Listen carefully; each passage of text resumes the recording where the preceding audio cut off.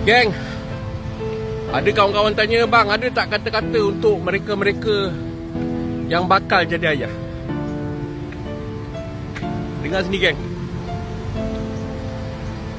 Satu hari nanti engkau pasti akan menjadi ayah.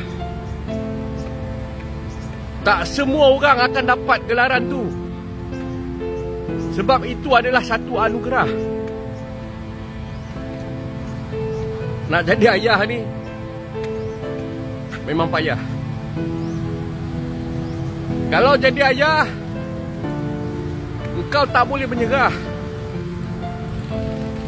Kalau jadi ayah, engkau dilarang mengaku kalah.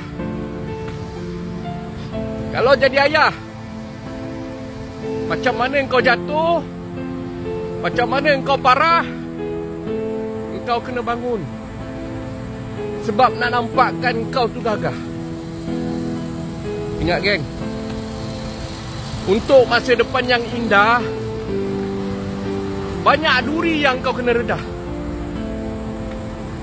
Untuk masa depan yang berjaya, banyak makian yang kau kena telan, dan banyak pula kau kena tadah telinga. Geng, waktu kita kecil, bila ayah mandikan kita, kita dengan ayah akan banyak ketawa. Tapi nanti bila ayah dah tua, bila ayah dah sakit, bila kita mandikan ayah, waktu tu kita akan berderai air mata.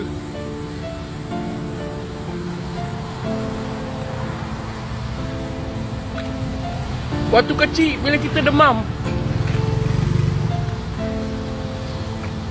ayah rawat kita dengan harapan ada keajaiban, dengan harapan ada kesembuhan.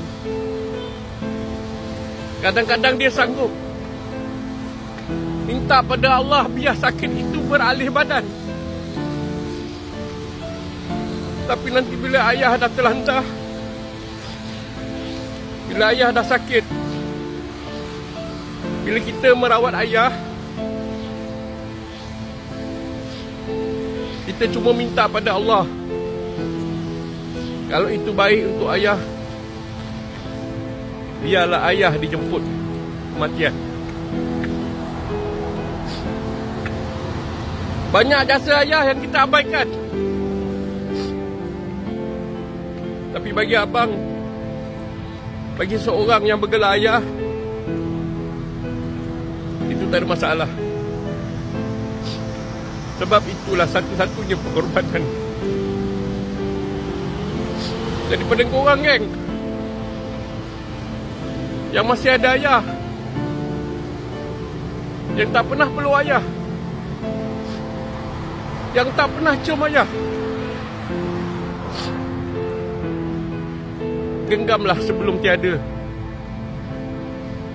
Jagalah dia di depan mata. Sebab rindu yang tiada penghujung adalah rindu pada mereka yang telah pergi selamanya. Ingat, geng, abang jalan kaki pun tak boleh ya. Okay, kita sambung lah jalan kaki. Assalamualaikum.